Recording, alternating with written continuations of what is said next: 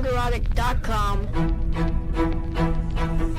Welcome, travelers, to the fringes of reality, where the strange and mysterious meet, and the thin veil between fact and fiction is torn.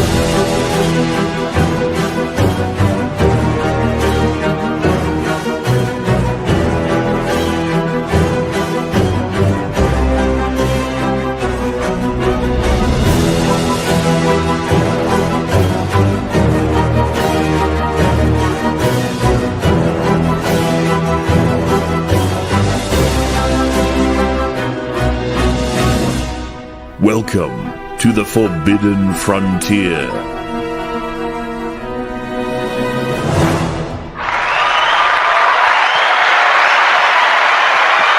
That intro is fire. Every time, man. Oh, good. Gets you so Every pumped. time. I hear his voice, and I'm just like, oh, it's legit. Harry and Muller should do more stuff together. Wait a minute. Never mind. I agree. Never mind. Never mind. No. Hey, For us, for Forbidden Frontier, right? Mhm. That's what you meant? that's right. Obviously. For us. Yeah, Muller should do voiceover work. Maybe, Yeah, definitely. Well, he's actually voiced some video games. Mm. He's a Oh, that's talented cool. lad. Both those lads are very talented. Speaking of talented lads, we are down one today. Prayers up for our good friend Quarterblack Garrett, whose son is still in the hospital and will be until Monday. Mhm. So prayers But up. he's okay. He's okay. Yeah. He's okay. Everything's going to be Thankfully. okay. And QBG will let you all know the details when he is ready. But I want to just say we're thinking about you. We miss you, man. We're thinking about you. Love Quarterblack Garrett. Good human being. 100%. Semi good human being is Adam Crigler. Wow. That's fine. You know what? I do my best. That's all we can do. that's all- I'm not that's all that we great can either. I do my best. Just ask the internet. I created an amazing human being. I know that. Yeah, you did. He is. Uh-huh. Yo, he is dancing a lot. He started doing this thing where he's like, whenever I play guitar, so now I'm like obsessed with him dancing. He just starts dancing. He hears music. There's this new crazy song called The Flood with Ben Kaplan. I don't know if you've seen it on YouTube. It's this guy. He's playing piano underwater. Super cool song. Oh, wow. But man, cool. I hit play on that thing, and he dropped what he was doing. He was playing with something, and he like walked over to me and was like, "Yeah, this is good," and started dancing. Man, I'm obsessed with it. That's awesome. Anyway, yeah. So No, brag about you. that's my life. You're not going to get any criticism it. from me. I'm a kid's fan. Well, not like that. That sounded bad. But you know. Wow. Oh no. Ooh. Never mind my white Pause. van, okay? Oh my. Oh my. Hi, X-Ray girl. Hi. I feel like I do the same thing with my little niece, but she's just a fan of the Wiggles, and I like singing that mashed potato song, or I don't know what it's called. Mashed potato, mashed potato. I have no idea what you're talking about. I know That's what an you're talking Australian, I'm sure it's a matter of kids time. show. But Yeah, a lot of kids The Wiggle? seem to like it. Yeah, the Wiggles. Yes. My kids watched the Wiggles. yeah. A little weird, but kids liked them. So Yeah, very catchy. So yeah, very fun. And yeah. Then there's me, and I like K-pop Demon Hunters, which I know Gary. It's not for him. listen, Not for you? No, surprisingly, K-pop and a bunch of girls singing to bright pastel trans colors is not my jam. But Wow. I will acknowledge that people love it, It is and so good. we're never going to get final numbers from Netflix, but the estimates were it made like 18 to 20 million this weekend just in a limited release. So it's the #1 movie of the weekend, proving that Sony is dumb they sold it to Netflix for 20 million. They spent 100 million on it. They sold it for Netflix for 20 million. And they just made that $1 billion last week. They just made it back. They just made it back instantly. Right. Wow. And now like they got this thing for free and it's driving subs. It's one of their Yeah. most watched thing. Now Netflix could make more money by actually just giving it a full release and then putting it on Netflix. But that's their strategy. They want to kill the theaters. They do. Yeah, they do. Yes, they do. It was very fun going to the theater and being able to sing the songs, and everyone in the theater was singing. And this is the one time I clapped at the end because I am a derp. Who were you clapping for? Just it was so fun. It was like so I went with my friend and her high school friends, kids. So we're at the end. We're like, oh my god, it was so fun. And she's like, again, and I'm like, no, that's not how the theater works. Again. That's cute. That's cute. Yeah, and it was so cute. She's 4 years old, so every time there was a dance song sequence, she'd get up out of her chair and start dancing. So that's great. Yeah, I love it. But anyways, on to more serious business. Yeah, we're gonna have a little bit because Garrett's not here. Yeah. Also, I'm gonna hang out with my boy a little bit, but who got back from NASA? And he came back from NASA and said the moon, the Earth is flat. The moon land. Oh, he's a flat earther. Gosh dang. No. Wait, what was he doing at NASA? That's awesome. I love went to Houston space. To NostalgiaCon, and his friend Josh and his mom took him to NASA, and then Melissa and I were like, we suck, we didn't take our kid to NASA, what's our problem? We're like right here. So he had a good time. He went to NostalgiaCon too. That's cool.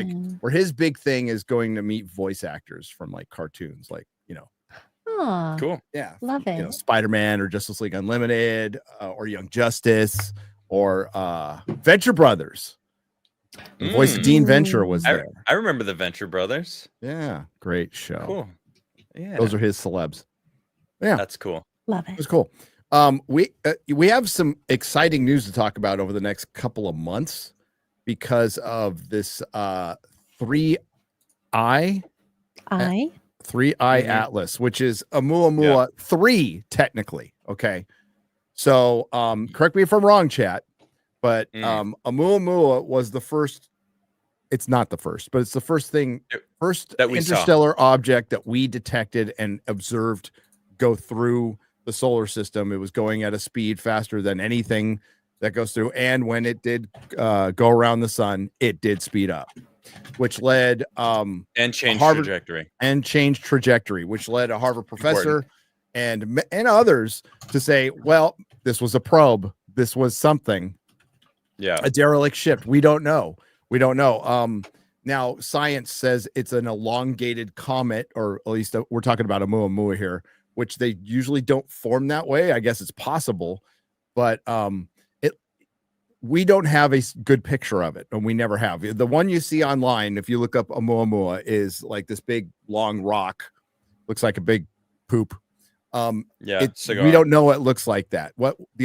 The only video evidence they have is through I think it's a telescope, and it's flipping around. So it's like a long thing flipping around like that.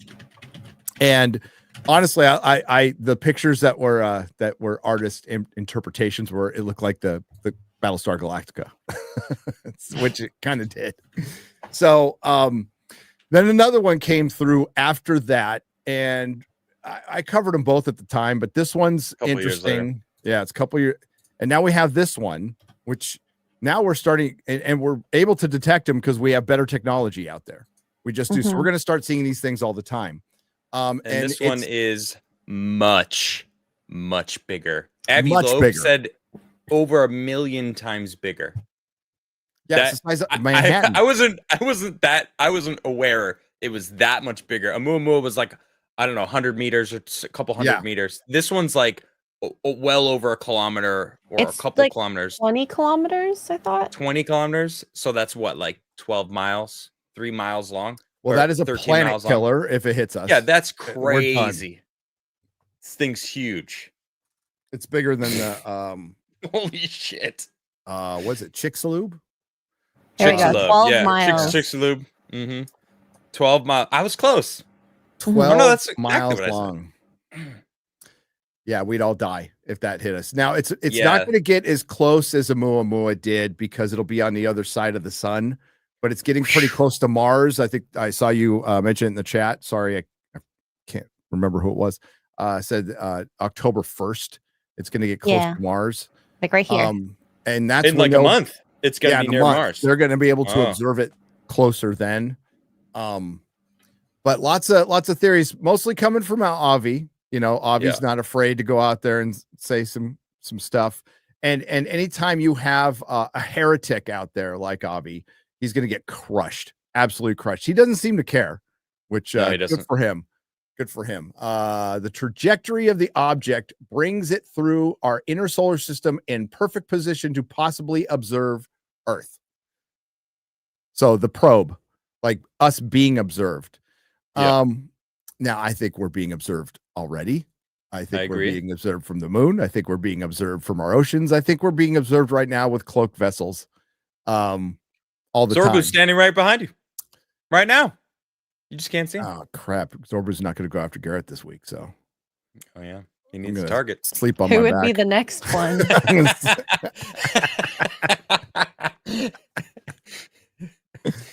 That's sorry. Sorry. Yeah, we're good. We're good. You know it's stupid. Just real quick side thing with how dumb of a content creator I am. Is there any more to that article? I'm just giving you a moment. Like I could justify spending for the channel on like high-end equipment, certain high-end equipment. I generally don't. It was only by accident I got an expensive camera, and it's not like a $5,000 camera. My camera's like $1,200, right? And it was by accident. But I refuse to buy expensive XLR cables or anything because I don't know why, and I should. And all of them suck. They all suck. They're not shielded. They're terrible. I always get the cheapest ones on Amazon, and it's know when your phone rings. Yes, every time. It's so you know what? dumb. I'm just gonna bring you some XLR cables. It's fine. Just do it. Just do it. I see these new content creators, and God bless you, it's a hobby. They get all this like nice equipment and stuff, and I'm like, Jeremy's still on his like fucking little webcam. The one everyone gets at the beginning. Yeah. The Brio Logitech. Yeah. Brio Logitech, baby. I kept mine. I kept all my I've got one. Equipment. I've got it somewhere. I kept them all, man. Sentimental. But back enough of that. Sorry. Yeah, Logitech. Yeah. Hey, Logitech did me a lot of good. So thank you. Interstellar object 3i Atlas, which is zooming through our inner solar system, appears to be emitting its own light. Yeah, now, that's new also. That's new as well. So cool. According to Harvard astrophysicist Avi Loeb. Now, what's funny about some of the people, not all, okay, if you're a fellow astrophysicist, I think you can give Avi Loeb shit. That's fine. But it's fucking dipshits like me on the internet going, this guy's full of crap. Homeboy's an astrophysicist, all right? Shut up. Shut the fuck up. Yeah, he knows what he's talking about. Yeah. But the observation by Loeb is verified, would contradict if verified, would contradict NASA's classification of the Manhattan-sized object as a comet, the scientist argues in his new blog post. Loeb and a colleague analyzed photos released by NASA of the object and determining that the source of its glow is not likely from the sun. It does seem a little brighter, but if it's a comet, it could, I would think. Maybe I'm wrong about that with the gas. The astrophysicist wrote that the brightness profile around 3i Atlas implies that the nucleus dominates the observed light. The simplest interpretation is that the nucleus of 3i Atlas produces most of the light, he wrote in a paper published Sunday. The level of light observed on 3i Atlas could be achieved from a source diameter smaller than 100 meters, according to Loeb. The shift in understanding the light source would also mean that 3i Atlas is much smaller than initially thought, and more comparable to the size of the other two interstellar objects, Oumuamua and Borisov. Is it Borisov? Is that how you pronounce it? Yeah. Borisov. Bodhisattva. It's easier to pronounce than the Muamua. Took me forever on that one. True. The Three-Eye Atlas were reflecting light. It would mean the object was 12 miles long, which is improbable according to the astrophysicist. Loeb speculated that the nucleus of the object could be in fact be nuclear and possibly an engine crafted by an alien people. They wouldn't be a people. They would be an alien race. Good point. Unless they're alien people. What does he know that we don't? People.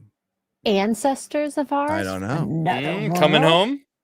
Loeb speculated that the nucleus of the object could, in fact, be nuclear and possibly an engine crafted by an alien people. Okay. I was going to say, I know you haven't watched The Sunny White because then this could be a really cool conversation. He very much hasn't. Oh, you didn't. Well, tell me.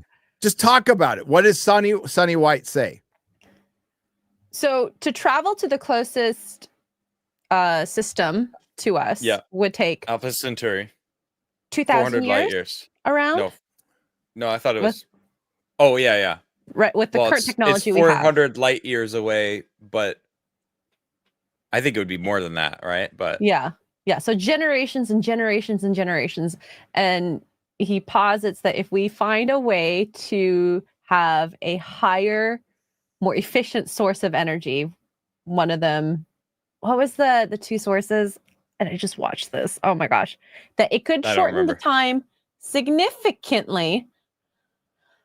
One of them being nuclear, and then another one he maybe we'll get to it. That would make the trip. God dang it. I know it's on the tip of my tongue. They were talking about it on Skinwalker Ranch last week. And it was part of that ceramic that they found. It's I keep wanting to say flux capacitor, but it's not. Well, what if it is? What if it is? It's something they have to cool for it to work, right? And they are trying to figure out like how to make an engine, something that can propel a ship of some kind. Yeah. So if that is that would get it going pretty freaking fast too. Yeah, if that's the technology that maybe could bring us to do this one day, and this is a ship, and this could be us one day, or us returning, who freaking knows? Superconductor. Thank you, chat. Superconductor. There it is. Superconductor. There it is. Mm-hmm. There it is. So, anyways. Well, folding space, that'd be awesome. Folding space is another thing that he was talking. That's what I was thinking that you were going to go to, because he was talking about how they were basically trying to figure out, well, he alluded to the fact that he's already working on something that is potentially basically taking this point and going, and you just kind of step through and you're there. It's kind of like a conveyor belt at the airport, so essentially. Let's theorize that, say our government has something close to that, or at least anti-gravity. And basically when you can control gravity to some effect, it's godlike powers. 100%. Yeah. This is where it becomes believable why they would keep this technology from anybody. Because if it got in the wrong hands, it could end our planet like pretty easily. Right. I'm not saying that we've discovered it. I'm just saying it would probably be a reasonable thing to cover, like what Bob Lazar said. National security. Area 51, it's national security, and what they're Bob Lazar, to just put this in the cliff notes, is what they're messing with right now. They kind of know how to turn it on, but they don't know how to control it. It could, if you believe Bob Lazar, which I do, by the way, it's killed somebody, and his biggest concern with that is it could, blow a hole in Nevada. It's got enough power to do something catastrophic, and we're just kind of a bunch of monkeys playing with it. These are the problems we have with technology like this. We talk about how CERN altered the timeline. We're on a different timeline now. Once it turned on in 2012 or something, it's like, well, what if that would explain object? Well, what if that object that's using mysterious powers that we don't understand, we're tinkering with some object, detected it, does the same thing, and triggered first contact. What if Three-Eye Atlas is like, oh, we're receiving the signal. Yep. From that place right there. It's the beacon. Oh yeah, you have the. So bring up the scroll down just a little bit.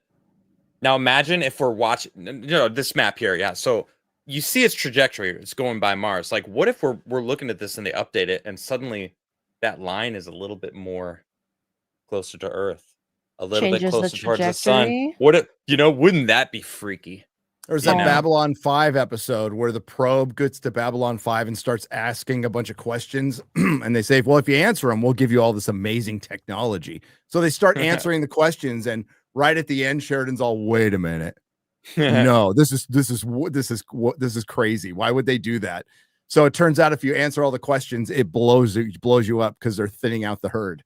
Because that civilization's thinning out the herd. So maybe it's that. You never know. Babylon 5's great. I hope not. That would be insane. Yeah. I hope not. A natural nuclear source could be a rare fragment from the core of a nearby supernova that is rich in radioactive material. This possibly is highly unlikely given the scarce reservoir of radioactive elements in interstellar space, Loeb wrote.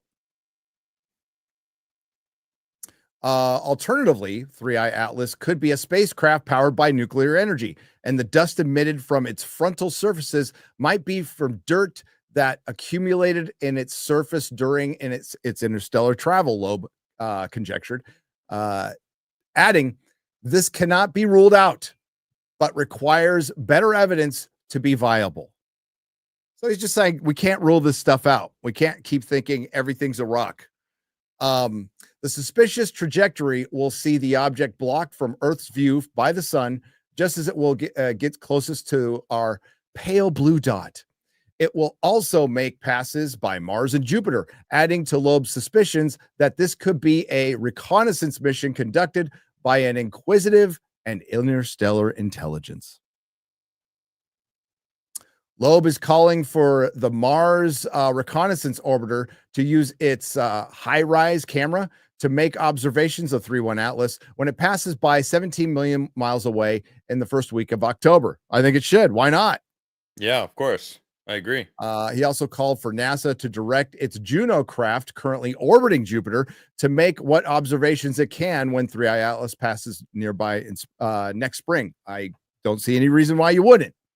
This is like a once-in-a-lifetime event. You've been staring at Mars for months, years. It's like, well, three in a lifetime, because this is the third. Yeah, but this is a once in a lifetime to where we have probes out there that can observe it. Right. So well, we're aware of it as it's entering, because of Oumuamua, we saw it leaving, and then Borisov, I don't remember exactly when we saw it, but this is something that we can, like you're saying, know like, where it's coming from the beginning. We are primed and ready. See it. Now, yeah, exactly. Yeah, well, so without knowing, like, if this is even possible, right? Because it might not be possible to take Juno. It's like we can't turn. I'm being stupid here, but we can't turn the camera around. We can't observe it. But just say, okay, let's just say NASA can do these things. If they don't, they don't need to exist as an organization anymore. Agreed. They just don't. They're useless. Well, one could argue they don't need to be yes an organization anyway. Here's an opportunity to justify your existence, NASA. Right. Okay. Do it. Fucking do it. Yes. Put our tax money to work. To be honest, it wouldn't surprise me if they come out and be like, yeah, but Avi Loeb wanted us to do this, so we're not going to do it. Yeah. Just like that spite, How much of history and progress is lost to that kind of shit? Right. Hubris and spite. I mean, we see it in archaeology with all of our friends in that all the time. It's the same shit. Yeah, I'm sure it exists here with NASA versus like SpaceX and the private industry. Yeah. No. Hubris is a darn thing. No, they'd rather sit and burn themselves down than admit, some some fringe guy is right or some bigot is right. All the fucking time, man. Bigots can be right sometimes. Right. Correct. Doesn't matter the information. It's just be curious that you're supposed to be at that point. But that's what we run into all the time. Now, what's interesting about this appearance, guys, is Jeremy Corbell, whether you believe him or not, did say in an interview, he's a very dramatic fellow, and yes, I like his stuff, but he's very theatrical, and it works. It gets attention. So, and he's very serious. Yeah. And he did an interview where he was asked, like, I know something, and he basically said Project Bluebeam. He said, I've heard around 2027, and other people have said it too. He wasn't the only one that have said the next distraction, the next great distraction from the powers that be, from the deep state, from the government, whoever, from the Anunnaki, will be a fake invasion. And the end goal is to build up the military industrial complex, globalism. That's pretty much the conspiracy, if you believe it's a conspiracy. In a nutshell, that's basically it. Now, it is interesting that he said that, and then this pops up. Could be a total coincidence, though. Could be a total coincidence. It makes sense, though. A little early. Well, I just watched the Wi-Fi's new video about the skin peelers that aired like an hour ago or 2 hours ago. Yeah, I got to watch that after the show. Sorry, AJ. I hope I'm gonna talk about it a little bit. Just spoil the hell out of it because I'll still watch it like crazy. Okay. And well, it's about this thing in the Amazon where the skin peelers, and it's fascinating, and really it's just like anything's magic if you don't understand what it is. So like to these people, they're these armored flying guys in all black with yellow glowing eyes, but it's like it could just be people with superior technology that are going in and like organ harvesting maybe, or get at the end of the episode, he's like, well, that's Mexico. It's probably just maliciousness, humans are evil and organ harvesting is a thing, but it's all about this technology that these people have, like the deep state, or like the whatever you want to, the shadow organizations behind everything. That's like we were talking about, if there was a way to warp or whatever, they're just like, okay, we can't give this to the public, but guaranteed they can use that technology for Project Bluebeam to really make it seem like there's a bunch of aliens that are attacking. And I mean, I think the general public would probably freak out if that started happening. If they saw aliens, I mean, half of them would probably just pull out their phones and just start and not even Oh my care. God, try to do a selfie. Like I truly feel like half people would probably freak out. The other half would probably pull out the phones and just be like, well, I'm going to go viral. I've got this on, Yeah. And then it's like, you see a million videos of all this shit happening, and then it's going to be analyzed, and everyone's going to be like, that looks like a human being in there, actually. Or, well, it would be drones, probably, if anything, right? I don't know. It would be. I mean, if you think about it logically, it would be a really expensive project. Like that would be insanely expensive. Well, what's the end goal, though? So what's what are the ends? The ends are globalism, like is to restructure our economy and something. It's going to take something absolutely drastic to do it, and I absolutely wouldn't put it beyond people like Klaus Schwab and other to think it's to go full Ozymandias and say, it's for the greater good. It's for the greater good. Neo-fascist libertarianism. Wait, yeah. No, anyway. In context, I was just watching in preparation of possibly doing a Peacemaker season 2 review. I rewatched Peacemaker season 1, and Peacemaker season 1 came out in 2022. James Gunn still had a pretty good reputation, and I think the criticism was a little soft on that show. I never liked it, but after rewatching it again, it's woke as hell. It is absolutely.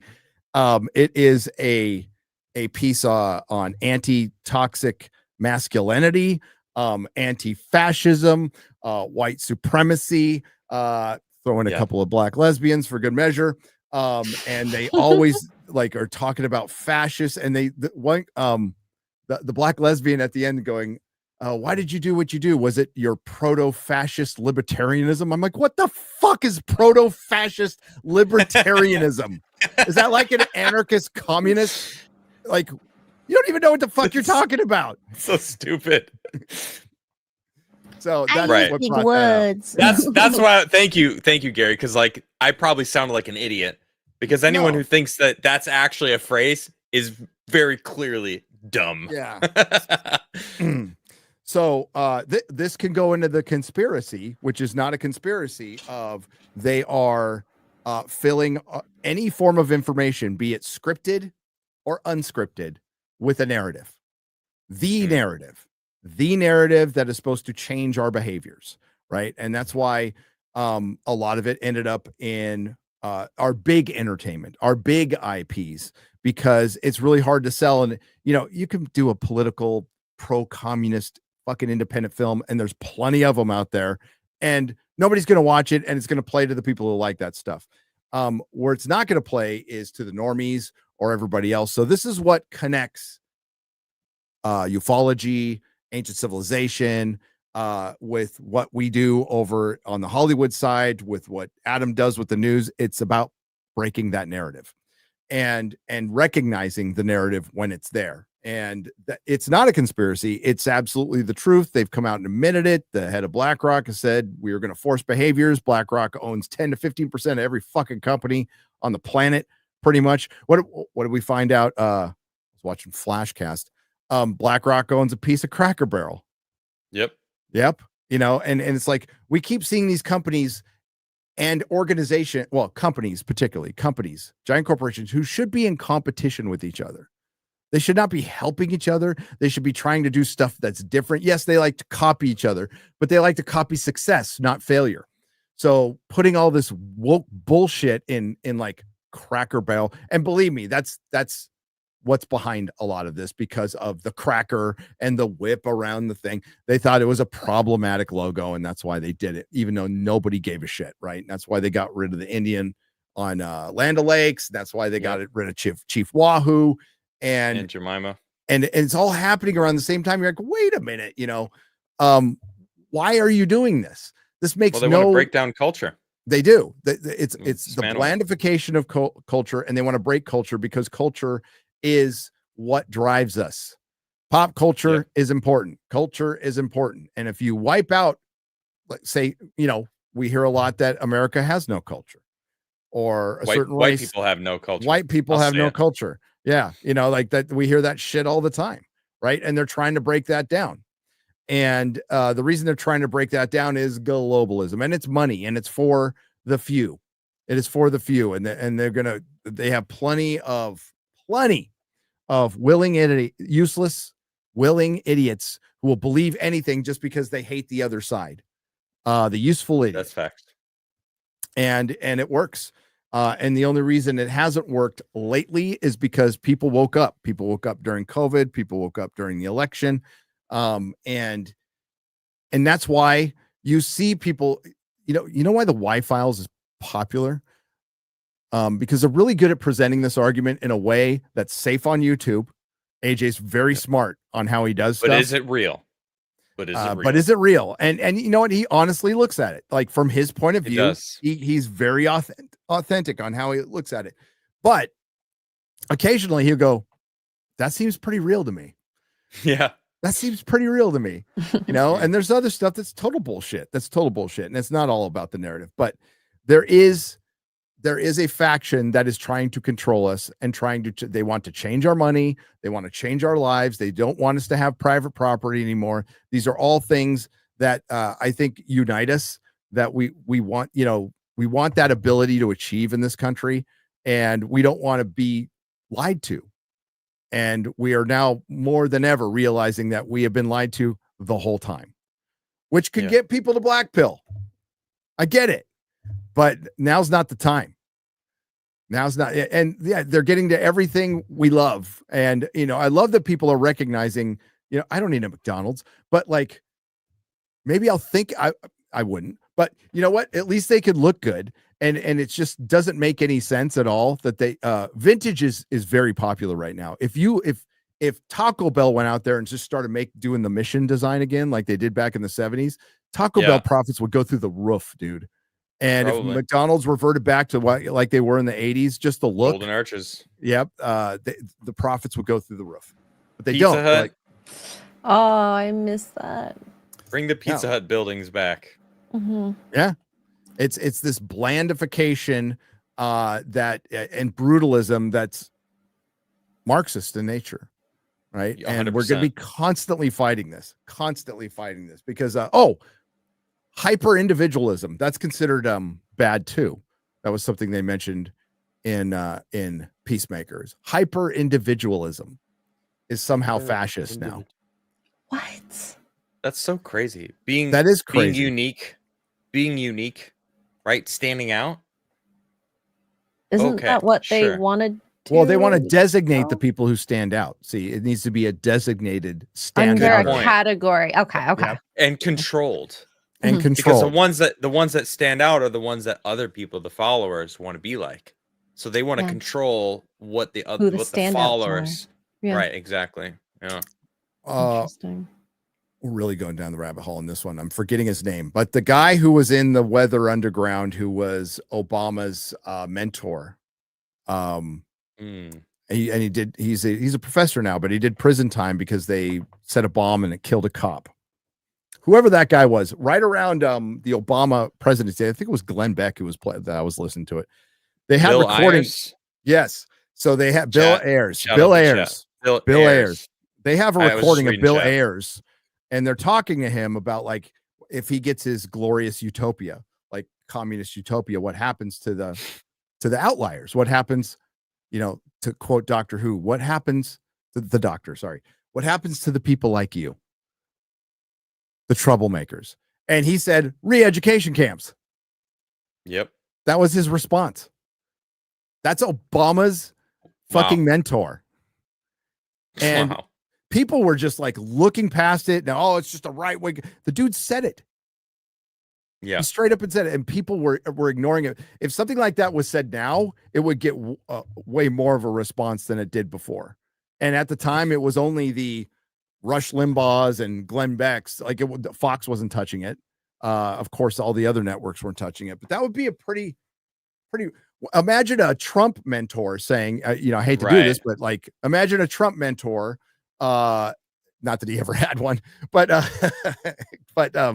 imagine a Trump mentor saying something like that. People would go fucking crazy.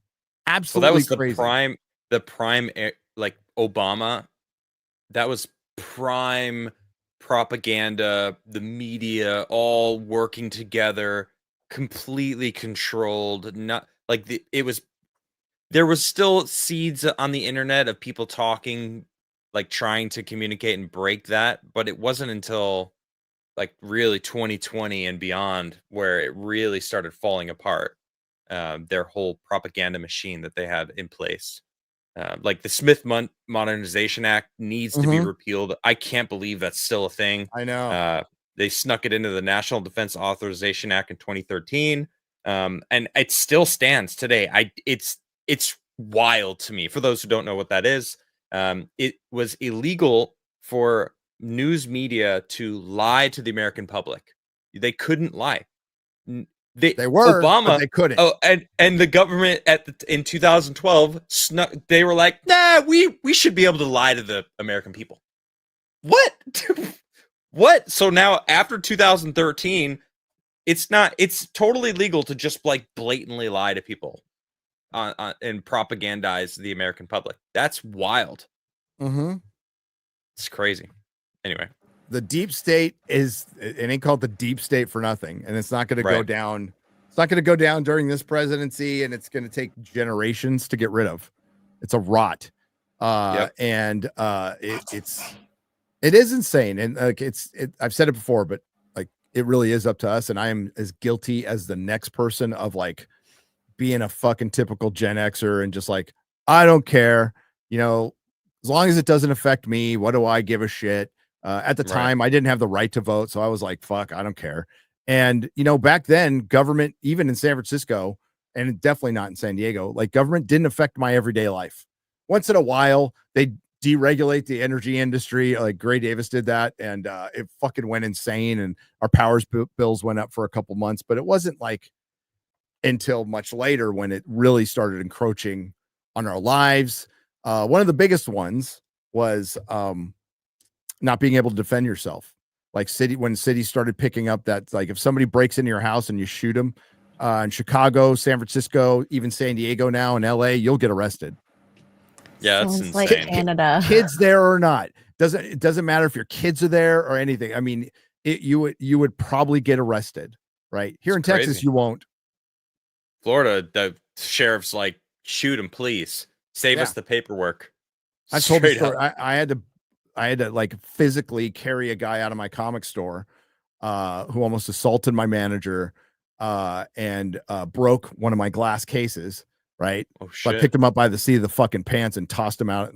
And then he called the cops on me and they almost arrested me. If my kid wasn't in there and the cop coached me through it. I'm sorry if you've heard the story before, but the cop's like, you felt threatened, right? And I'm like, I felt threatened. And he's all, good. Now I don't have to arrest you. And I'm like, what? He's all, yeah, you almost got arrested. I'm like, you're fucking kidding me. That's crazy. That's so backwards. That's San Francisco. That's San Francisco. And that was, 15, 16 years ago. Long time ago.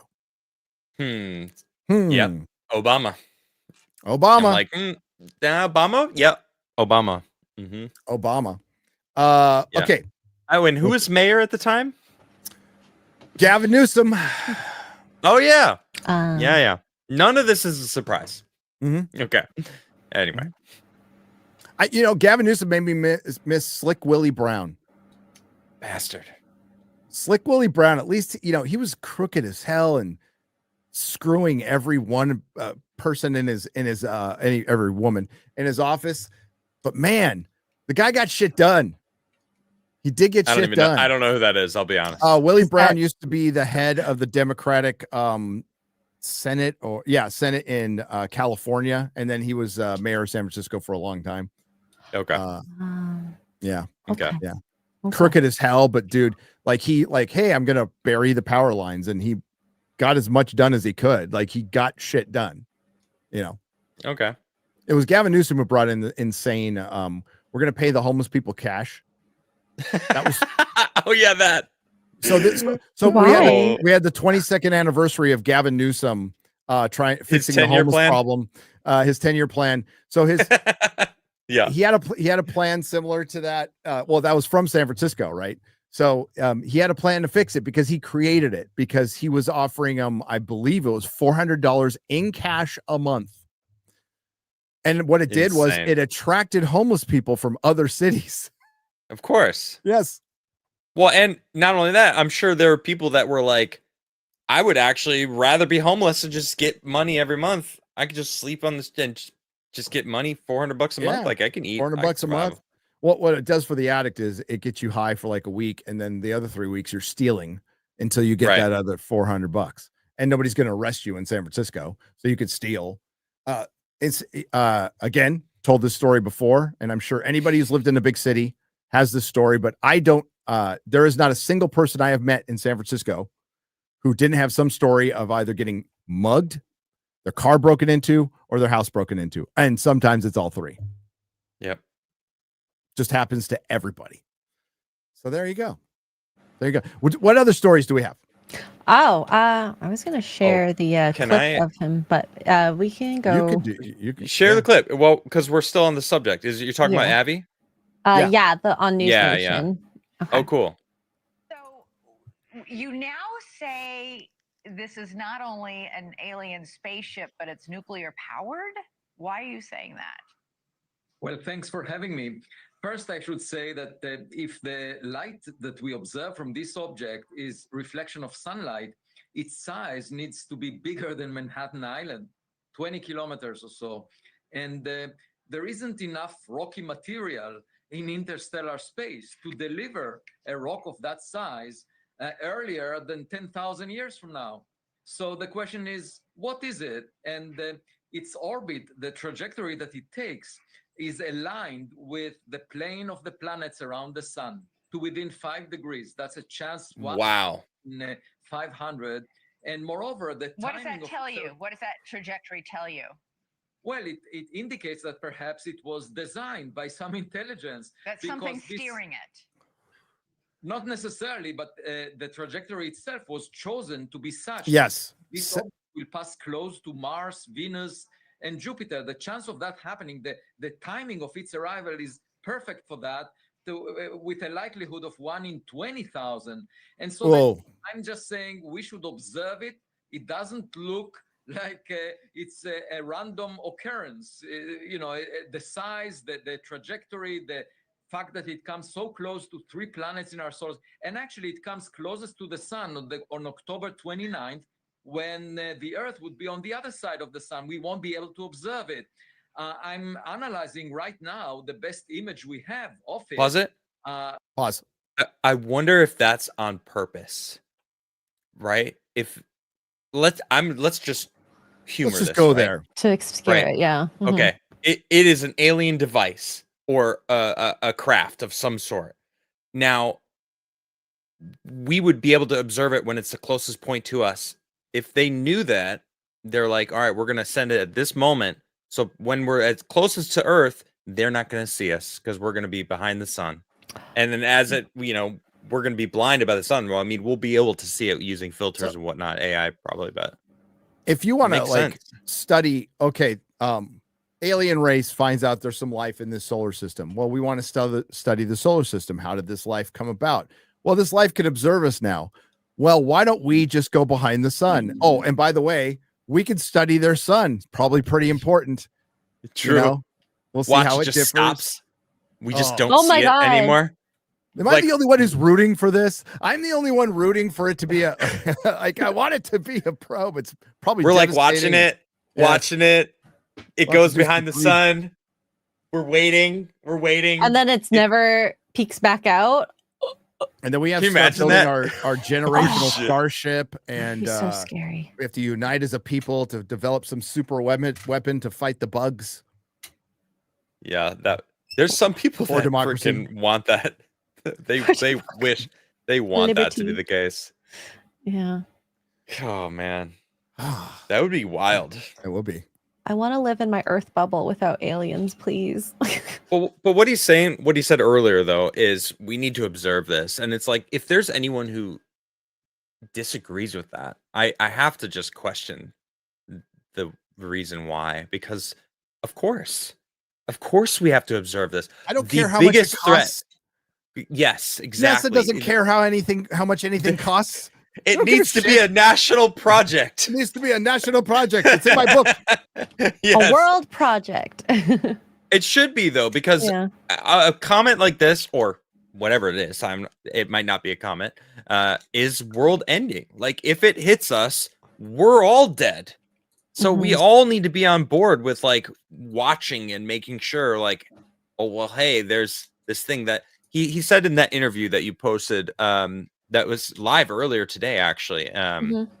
He was talking about how it just because it has this trajectory doesn't mean that we're in the clear from this thing, right? Even if there is the smallest chance that something this big could come close to us, we need to be damn sure that we pay as much attention to it as we can, Just in case it changes. just in case. Yeah, who knows?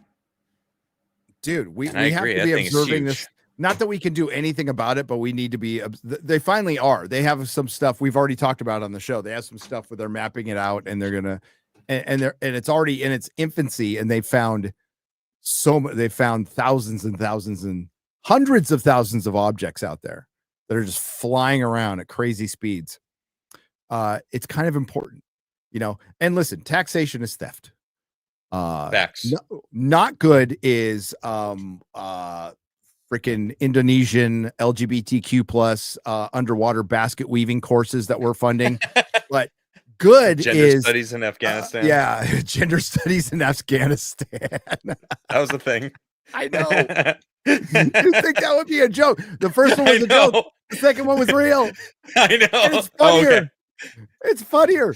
And then observing possible, civilization, world-killing asteroid at the very least, or comet, and possible spaceship. Good. If you're going to steal my money, use it for that, please. I'm fine with that. Hit play. we don't have any evidence for gas around it in the spectrum that was taken, but we do see some fuzz, some halo of scattered light around it. We're looking at the image now. What does that tell you, that halo of light around it? Right. So usually for comets, you see a cometary tail trailing the objects from behind because it's being pushed by the radiation from the sun. The dust particles are pushed to be behind, to lag behind the object. In this case, what we are seeing is a glow in front of the object. And I'm analyzing first, if this is caused by dust. The amount of dust is very little.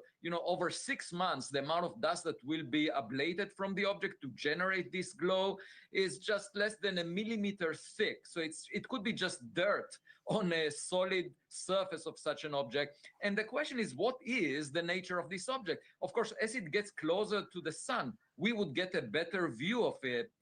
And we could use spacecraft like Juno next to Jupiter. I spoke about it with Congresswoman Ana Paulina Luna. She called me on the phone and I gave her an update about the object. And she encouraged in a formal letter she wrote to the head of NASA, Sean Duffy, the Secretary of Transportation, to encouraging NASA to use Juno, which is next to Jupiter, to come close to 3I Atlas when it will get there on March 16th, 2026. So Juno could gather some data, take some pictures of this thing? Yes, but also a camera that is next to Mars, because this object will come very close to Mars as well on October 3rd, 2025, and it will be within a distance of 29 million kilometers from Mars. And there is a 0.5 meter camera that is currently used to watch Mars itself. But I encourage the team that operates it to look at 3I Atlas, and they can get a pixel resolution of 30 kilometers around this object, so we can get a better sense of what the nucleus of this object is. And super quick, Avi, is there any reason to be concerned about this? Yeah, you never know what kind of intent it has. And I think we should, in the future, have some international organization that decides how to respond to a visitor to our backyard, because that visitor may enter through the front door. But he says visitor too. That's not to just mean intelligence. The dark forest has many things. Many dangers. Mhm. Many dangers. And if some interstellar object, like, look at how fast that thing is moving, right? It's moving sanely, and if it flips in and it is going right for us, I mean, there's nothing we can do. But if we start observing this stuff early, maybe we'll get our asses in gear and figure something out. Maybe. I don't know if we'd be able to figure out in time for something like that. No. Months. Okay. We have talked about the missing 411 on this channel many times in the years we've been doing this. Mm-hmm. And I found a story from my forest. No way. Yes. So this is so close that I could probably get here in like under an hour. I could probably bike to this place. But do you want to? No. And okay, this is the story about, his name is Alvar Larson, who's 13 years old. Now, where I'm located, there's a lot of lakes. There are lakes everywhere in Sweden. It's just nonstop. There's rivers that interconnect them all. Well, the location of where this happened was a chain of islands and like a kind of like a little harbor town. And this is in 1967. So this was a while ago. And the area, it was a very small town in the middle of Sweden. So there was no, like, the community talk, there was like no weird cars that anyone they would have noticed if there was like a stranger in town. Like, nobody came around. It was like, probably 10 families max, right? That's how small of a place this was. So this guy, so Oliver Larson, this happened, it was breakfast time, right? So he was going out, he was going to get wood from the woodshed.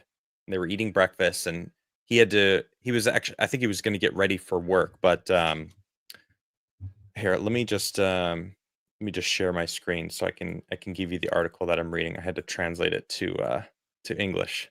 English? To English, so I can read it for you. Okay. There we go. Okay, so here's the actual place. Okay, so here's the woodshed, there's the house. So you can see it is like right, or maybe this was the house to the left. Okay, but here's the woodshed. So he wasn't going very far. Okay. Mhm. Okay, so 13-year-old. Okay, so Alvar, do you want to go out to the shed and get some woodshed? The mom shouts from the kitchen. Alvar, 13 years old, does not answer, but he steps in the clogs, threads his arms in his gray-green windbreaker jacket. Way too little clothes to go out in this rough morning, really. It's only a couple of degrees above zero. So it gets freaking brick out here, I'll just say. The wind cuts through the marrow and the legs, but Alvar isn't going far. The woodshed is only 20 meters from the house. In the picture above, you could see the residential building in the background and the woodshed in the foreground. So maybe you could see, I mean, it's right there, right? Yeah, it's not very far. Okay. So Elves guys, or I guess Alvar grabs this is not as translated from Swedish. So Alvar grabs the wood basket to go and grab and disappears. It's 8 o'clock in the morning, April 16th, 1967, and the mystery of Alvar begins. The boy disappears without a trace from the family's desolate farm on Surkon in Lake Osnen, about 2 miles south of Växjö. The case was hugely rewritten in its day. It was like a national case. Like everyone was freaking out about this because this didn't happen. This was, and it made zero sense. All of Sweden wondered at what had happened to Alvar, and even though today we know some of what happened, it's still a mystery. Now well, I guess I could just keep reading because it is pretty fascinating. When Alvar has gone out, mother calls out to the family's eldest son, who is 15. He should get up and come down and have breakfast. The family's 5-year-old is with dad in the barn. When Alvar doesn't come back in, the family begins to wonder. He has to come for breakfast and switch to the fine suit. He is going to the high mass at the Earl Holtz Church, like all the other confirmands. First, the family searches for the farm themselves. Then the neighbors come and help. At past 2 in the afternoon, Alvar's father calls the police. A chain of skulls is organized, or I guess a chain of people. It's translated from Swedish, so but it's an interesting way of putting it. And the island is combed for a whole week. It can thus be considered incredible that the boy who would have been killed and lay dead in the terrain, like they combed this island, like he wasn't on the island. The beaches and nearby islands are reviewed, and the lake is searched by boats. Alvar was basically swallowed up by the earth. Like, what could have happened? Has he escaped? It was well witnessed, calm guy who has. He was a well witnessed, calm guy who was previously shown such tendencies. He was. It was. Says somewhere in here, like he hated water. He was not. He couldn't swim, but he didn't go anywhere near the water. And this building was about. I think it says, so he couldn't swim. He was afraid of water. So you had to walk about 1 kilometer to the water from this place. So we already established he wasn't really wearing anything that you would be comfortable to. Trust me, when it's 0 degrees outside, it's freaking brick. It is cold. Like, you don't go outside with just like a thin thing and be comfortable to even walk. I mean, 1 kilometer is almost a half a mile. It's a pretty long walk to get to the water. It gets really cold. It's like 10, 12 minutes, depending on how fast you walk. Yeah, I mean, but if you're going to get wood to like start a fire, you're not, I don't know. It's you're like not getting walking. the mail. You Yeah, run sure. out, grab it, come back in. and it's cold, and you're like, oh, that was cold. But you get in, you're like, ooh, warm. Okay. So in 1978, so over 11 years later, a grave was opened. A woman tipped off the police that a relative of hers had hidden Alvar's body in the grave, but the relative would have had to have had dead Alvar hidden in a summer house for 2 years when another elderly relative was buried, and the man would have then hidden Alvar's body under the spruce rice. The press gathering, they opened the grave, but it was a false tip. So like they still hadn't found his body. So after 15 years comes the final cruel confirmation. Alvar faced death far too young. In 1982, 3 hunters find a skull on an uninhabited small island, just a skull, half a mile from Alvar's home. The skull bone was badly damaged and had a large hole in the neck. The teeth shown that it was Alvar, but experts cannot answer whether the hole in the neck appeared when the boy was alive and whether the skull bone was damaged by the elements or if it is what killed him, you know. The skull had been moved quite recently, and this is that's pretty much all it is. They found it that it was rested on a bed of leaves that had fallen that fall. So that means it was placed there on top of the leaves in 1982. So that is just it's just so weird. But what I found about this whole thing. All right, so we can you can What stop about sharing. the skull was overgrown with moss and no moss? Oh yeah. Sorry. So in any case, the skull was overgrown with moss and no moss grows on that island. And I in my forest, like you walk around this forest, there's moss on everything. Yeah. It's just covered in moss. Doesn't grow on that island? That's weird. Well, it probably was really rocky. Okay. There's a lot of rocks in this zone, so like some of these islands are just pure rock. And it wouldn't make sense that where they lived, like the picture, you know, you could see that there was dirt and stuff. There was probably grass and stuff, but like the moss really is in the boreal forest areas, and those smaller islands really don't. I don't know. I've never been to these smaller islands. I know where they are. Actually, I've driven by them, and you can see a couple of houses. Be crazy to just live that. You'd have to take a boat. You know, you drive up and then you go into your house. But what I found, you know, it's on water, close to water. Same thing. Young boy, missing 411. It's always usually a male. Always by water, always going off by themselves, and always very quickly. Also ear piercing sometimes, and I just saw the connections, and then of course it is straight up my backyard. Like it is, you know, I'm on water, by the way.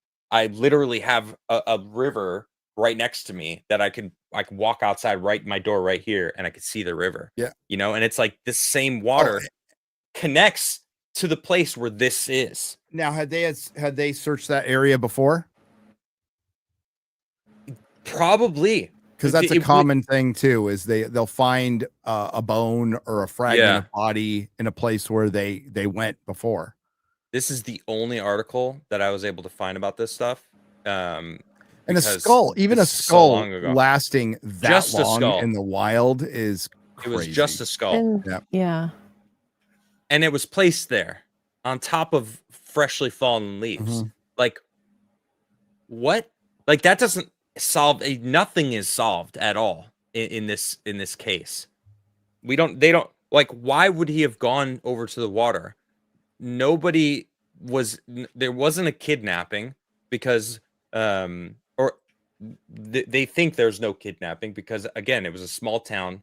Nobody saw any weird cars or saw anybody that didn't belong there. It was just a usual thing. So I just found this fascinating. And I found another story, which was, it's not exactly the same. There's a town called Gothenburg here in Sweden. and there was these 3 teenagers, all boys, going on a camping at a lake in the forest. Now, this is the west side of Sweden, but as I said, there's lakes everywhere here. And they drove off in the morning and were never seen again. Mm. But the same day that they disappeared, there was a bank robbery in Gothenburg with 3 individuals that robbed this bank, and they drove their car off of a bridge and had Scooby gear inside their car and never surfaced. And I guess one of the guys that was in the Scooby gear got shot and stayed under, and they were able to find him because I think he died. And they thought there was no connection, right? But then one of the sisters of one of the brothers or one of the guys that disappeared that were going camping had seen the bank robber in her brother's apartment wearing his sweater like 3 days earlier. And it was like, so there was no connection. But then his sister was like, I've seen this person. He was in my brother's apartment. And then the brother had disappeared. So like people think that maybe the 3 boys did the bank robbery. And then the 2 that survived were like, well, we got to just take the money and go. But then others claim the 3 disappeared because they went camping on a lake. It wasn't as missing 411, but it's another story that I found in my little dig earlier to come up with this. But this Alvar story, the Alvar Larson, is very missing 411 to me. Yeah, that's crazy. Yeah. So especially because it's literally like right here. It's like, and I have a son. I'm like, all right, you're not allowed to go to the lake without me. Shit. You're not going to the woodshed. And I have a woodshed outside. It's like, no. I'll get the wood, son. If anyone's disappearing, it's me. Dude, that's one of the weirdest ones of missing 411 are the kid was walking 10 feet behind me. It's the proximity one. It's not the like kid wandered off for no, this is like he was just there. Yeah. Nightmare, man. It's those child on leashes thing. Like when I was younger, I'm like, that's fucking disgusting. That's terrible. You can't put your kids on leashes. And then I became a dad. I'm like, put those fuckers on leashes. They like to run around. Like I cannot imagine. So fast. Oh man. You just keep an eye on them. Like I don't let him out of my sight. When I'm in public, I never let my kid out of my sight. Ever. He is. And you know what? I'm not even far from him because I've seen so many videos of just horrible humans just smacking children in public. Have you seen those videos? Horrifying. And I'm like, every time anybody comes near my son, I'm like, I'm watching them like a hawk. Like, you're strangers?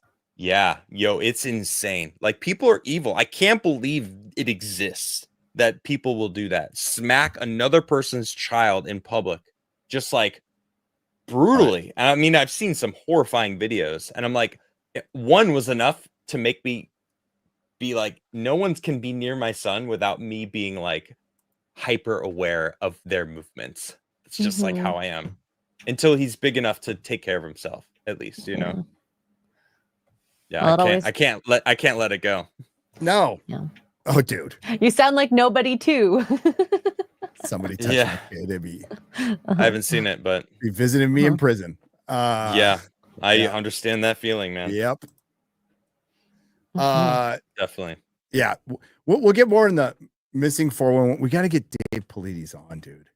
Oh yeah, that'd be cool. Yeah. He coined the missing 411, right? One day. He did. Or did he? Okay. He did.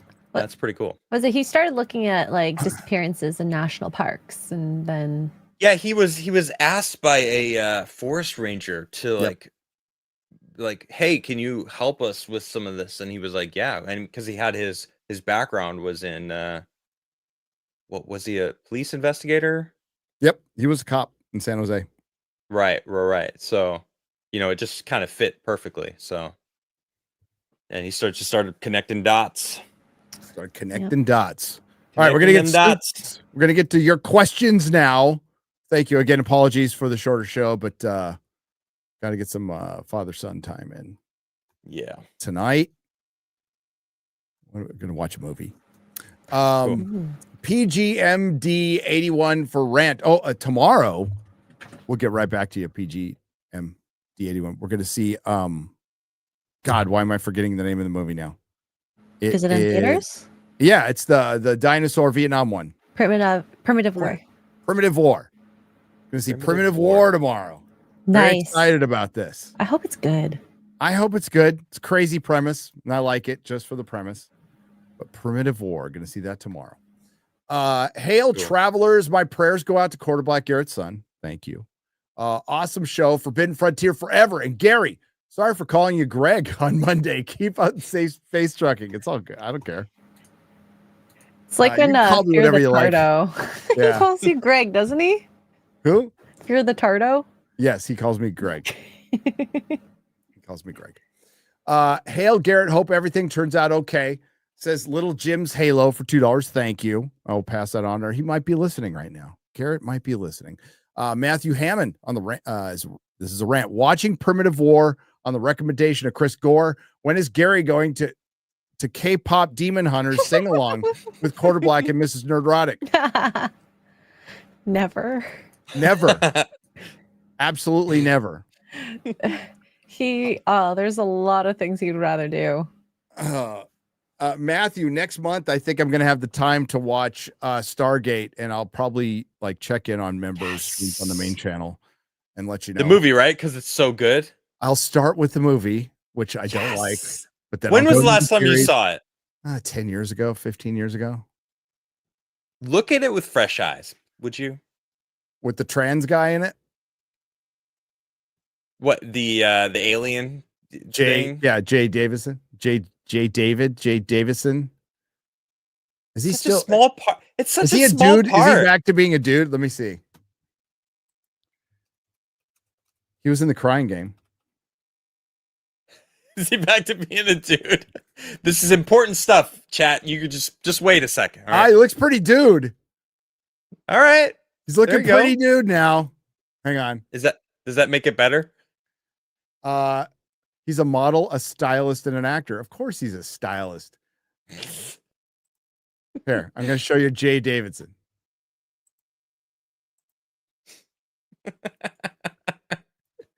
Looks like he got over it. Oh wow. That's awfully dude-like. Or Pretty or dude just- like. I think or it's just very- gay guy. Yeah. or a lesbian. I mean, Like a it's- really butch lesbian. could be a butch okay, lesbian if also. he's a guy that was a girl, but it's a butch lesbian, then he's just back to being a guy. It's like being so far gone, you're back again. All right. The All world right. is healing. Okay. He's probably watching football. Watching football, scratching his balls, sitting like Al Bundy. You know, there you go. Jay Yeah. Davidson. Yeah, the world I is got a healing song for though. that. I got a song. Did you for see? that. Oh, let's hear it. Oh my god. That's usually for Az. Yeah. Crying Game. Boy George sung this song. He's fighting with J.K. Rowling all the Boy George's? time. Yes. Because he thinks he's trans, or no, Boy George doesn't. Oh, Boy goodness. George is just a cross-dresser. But Right. it's the India. it's In- the in- life is I a don't know. parody. Life is a parody at this point. Adam, you can make a bubbly drink from pine needles. It is good. Water, sugar, and pine needles. Put it in a sealed jar and let it set for 4 days or so. What's it taste like, Eric? That's from Eric for $5. Yeah, I've Does it seen taste like this. bubbly pine? That'd be disgusting. No. Do you like? Well, you don't drink, but did you like the taste of gin? Do you know like that pine? Okay, I don't like it either. No, I was a Okay. tequila guy. Okay. Yeah. But I think that's kind of the energy, Okay. the vibe of it. I don't have those pine needles near me. I know what you're talking about. They're on the West Coast, but I know where they are, so I could actually grab them when I'm on the West Coast again and try that. I am interested in trying it, though. Yeah. Southeastern Kaiju for $1 says Adam can't stop bragging about how many lakes Sweden has. We get it, lakes. There's a lot of lakes. There's more than Minnesota. Okay. Yeah, there's so More than many. It's Minnesota. insane. Yeah. What Canada's I was too. establishing the amount of water and the missing 411 connection. All right. I was bragging a little bit, maybe. Nick, a little bit. It's okay to brag. Just say it's like, yeah, I'm bragging. Yep. What you gonna Deal do? with it. Deal. Mhm. I live in Texas. It's great. Texas We is got based. fucking 80-mile-an-hour speed limit. Did I tell you I got pulled over on the way back Oh. from Comic-Con for going Go on. 90? For going What's 90. the limit? 10 over? 80, 10 over. Little ticky-tacky, in my opinion. Okay. I mean, I think it was because I was going like 91. So I think I like went, whatever. Right So through the the cop- threshold. The two cops pulled me over. They're lovely people. Lovely. Okay. One of them was like 12. Just a like newbie. kid. And, Yeah. and he's all, so why were you driving so fast? I'm all, because I want to get home. That's all I said. Because I want to get At home. least you were Tired of honest. driving. Some of them love honesty. Yeah. He's all, we're going to let you off with the warning. Where were you coming from? Comic-Con. So we talked about Comic-Con for like 10 minutes on the side of the road. They let me off with the warning. Oh, nice. They're like, "Are you nerdrotic?" That's happened on that's happened before. And I've Cool. gotten off. Yeah, that has happened before. That was, That's that was in pretty- California. That's celebrity status right there. Oh boy. When the cop lets you off because he knows who you are and he knows your name, like your online moniker, that's pretty cool. Yeah. It's pretty cool. I don't want to get him in trouble. Yeah. I totally got off of a ticket because of the channel. Nice. I try not to tell these stories too much because then the wife hears like how many times I've been pulled over for speeding, which is a lot. She's is a lot. tallying it up. Fucking- Last time I got a legit ticket, don't speed in Arizona. Just don't. They Oh, are I know. I lived in fucking Arizona. hardcore there. Yeah, they are hardcore. Dude, the there. sheriffs in Arizona, dude. Dude, you go 3 miles an hour over the fucking speed limit, they're pulling you over. Yeah, it's rough. Fuckers. Thunderstorm 8926 for $9.99 says Nikola Tesla. This is received a signal in 1899 that bounded off of Mars. The signal said 1, 2, 3. There are stories out there that he did receive signals. He did believe in life and at the time when they were observing Mars, they thought that there was canals. They thought there was canals on Mars, right? There wasn't. Still could But, be. that's what they thought. Oh, dude, What if there is? Mars. Next week? Yeah, next week. So Mars was. I don't know about. I think it was civilized. I think we're Martians. I think we are Martians. I think wanna we are believe it, too. refugees. We're all immigrants. I want to believe it. We're all immigrants. There's some stuff that you know what we could get that should be a show. There's some stuff that doesn't jive with humans on this planet. Yeah. Certain things that are unique to us that are like Our sleep cycle. Our sleep cycle. Is Mars based. Our natural sleep cycle is Mars based. How our body reacts to this gravity. You know, you think it would have. We've adapted to so many things. How have we not? Yeah. Why don't we have fur? I was just gonna say, why don't we have fur? Why do we have to wear clothes? Hmm? And we lived in an ice age, right? Like you think, oh well, okay, natural selection, evolution, all right. Like why are we naked? There is a theory that I just read about. I'm trying to find it real quick so I can give you the actual. Oh, But back the Saturn problems. Death Cult. Have you ever heard of this? That's a good band No. name. The Saturn Death Cult. Oh, If I man, start a okay. band in my 60s, I'm gonna call it Saturn Death Cult. What's that? Okay. It's a hypothesis that Saturn was originally a dwarf star Yep. and Earth was locked into a polar orbit with it. And as both drifted through space in like a plasma egg generated by the star's magnetosphere, and that magnetosphere actually protected the Earth. This symbiotic relationship occurred some 60,000 years ago and beyond, allowing for a stable environment enough for a slow, steady rise of life on Earth, protected by the magnetosphere and generated by the star's infrared radiation. The conditions on Earth were such that gravity was much lower, which allowed for the great beasts like dinosaurs and then eventually megafauna to grow to such immense proportions. Humans and plants also thrived in this ultraviolet radiation-free environment. Eventually, this wandering pair made it to our solar system, sucked in by our sun's massive gravitational pull. Along the way, the Great Collision occurred, dislodging the pair. This collision formed our moon and the Saturn's rings. And actually, and yeah, this is some there it is. Velikovsky stuff too. Probably, yeah. And there's a bunch of Saturn symbolism and ancient mythology, and yeah. Saturn Death Cult. Saturn I Death just learned about this, from Ancient Hypothesis on That's X. cool. Ancient Epic. Cool follow. Yeah.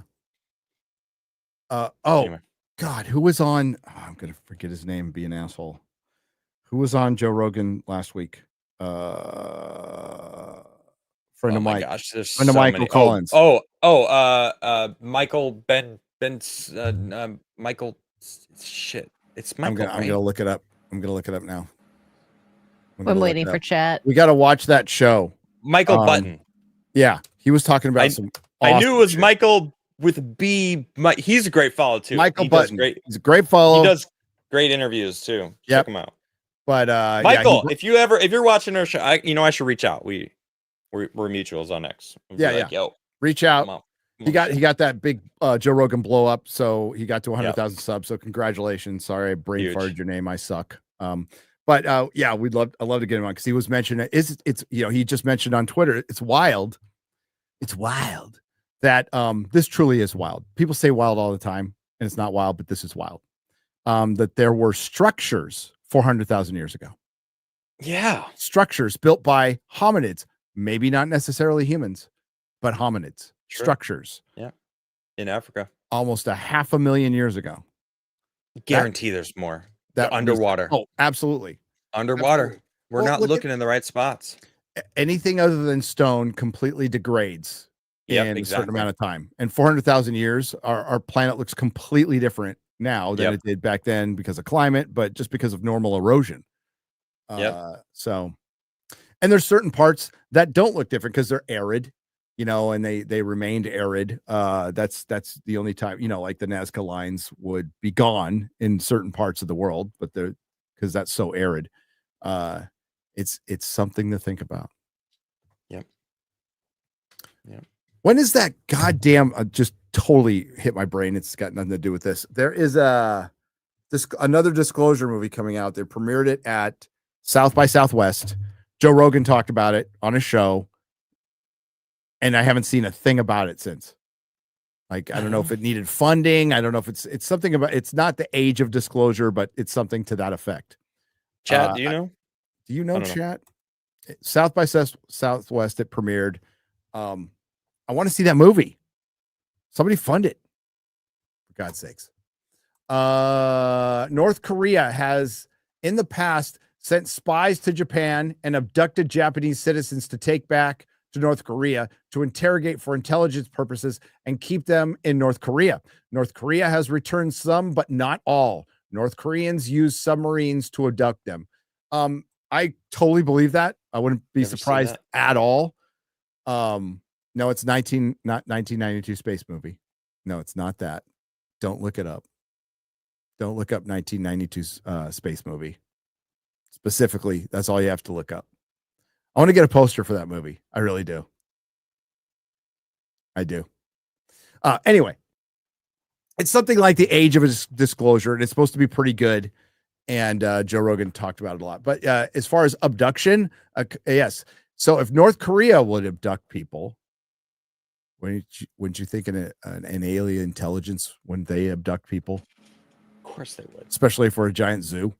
Easily. I think any Test government subjects. has abducted people. Yeah, we All abduct people. Exactly. Rendition. Third party torturing. We outsourced our torturing. We don't even torture in America anymore. What kind of a country are we? whoa. Publicly, Garrett. Damn immigrants are taking our Pub- torturing jobs. They took our jobs. Make America great again. Yeah. Mummy Ryan 199 for 499. We've had one eye, then 2 eyes, now 3 eye. I can't wait for the terrible sequel 4 Eye Resurrection and the disappointing TV show 5 Eye Earth. Oh God, that comes back on Tuesday. Jesus Christ, I need some fucking good television. Fucking Peacemaker and Alien Earth are so stupid. Hey guys, I know this isn't. This is really important to note that in the 3rd James Gunn project, bisexual orgies are now canon in the DCU. I just wanted that was really important. So before we saw Wonder Woman, before we saw Batman, before we see Wonder Woman or Batman or Aquaman or Flash or Green Arrow, we see little Vienna sausages flopping around and dudes macking on John Cena. It's really weird. It's so unnecessary. Oh, my goodness. Wow. Savvy. She is John Cena. She's our favorite degenerate, though. She is. She really is. With her bird-like feet. Hail, Madam Savvy. She's been savage. She's been Madam Savage on the credit card company. So good for her. Very proud of her. Nice. Masked crossover for $5 says, is anyone going to see Demon Slayer Infinite Castle on September 15th? I think dub. I heard rumors Channing Tatum is going to voice act it. So I will. I committed to not see K-pop Demon Hunter, but I did commit to see Demon Slayer. Where do I start? Did I just overcommit myself? You're definitely going to spend more time watching Demon Slayer. How many Demon Slayers are there? Is there like a series and movies? Some series and movies. How many series? I think it's like 3. Okay, 4, that's doable. Yeah. 3 or 4 is doable. And if you like it, you're going to whip through it so quickly. Yeah. All right, I'll do it. Yeah. I think my kid wants to see it. So, best wishes to 1/8. That's his son. That makes sense. It does. That's math.